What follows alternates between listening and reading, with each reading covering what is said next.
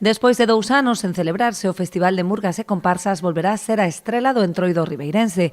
Celebrarase en 2 xornadas. O sábado terá lugar o concurso infantil e o domingo tocará a quenda aos adultos. O sábado 18 será o turno da sección infantil, que sairá da zona do auditorio e irá acompañado pola charanga ao Santiaguiño, fará un pequeno desfile polas rúas do centro e terminará para facer o seu espectáculo na carpa que vai estar instalada na zona do Malecón. E o domingo 19 será o turno do concurso de adultos, que tamén farán un desfile pola cidade, van ir acompañados das charangas Fanfarria Furruxa, de Tiralle do Aire e do grupo Latexo Percusión, e rematará finalmente en ese festival que van a facer na carpa e que vai a estar presentado pola actriz e humorista Isabel Risco. O sábado 18 terá lugar tamén o concurso de disfraces da hostalería, que repartirá 1.800 euros en premios.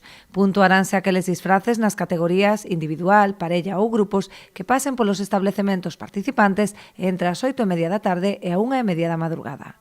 O luns percorrerá as rúas do centro de Ribeira o Expreso do Entroido e pola noite haberá unha sesión musical para a mocidade. A partir das 11, aínda que sabemos que o martes este ano non é día festivo, sabemos que hai moitos mozos e mozas que están de vacacións e, polo tanto, na carpa do Malecón van a estar eses DJs locales e tan queridos polos nosos rapaces, que son Mateo Abelleira, Javi Machito e DJ Chupas, e van a estar actuando a partir das 11 da noite. Adiantamos un pouquiño a hora de comezo polo motivo de que o martes non é festivo.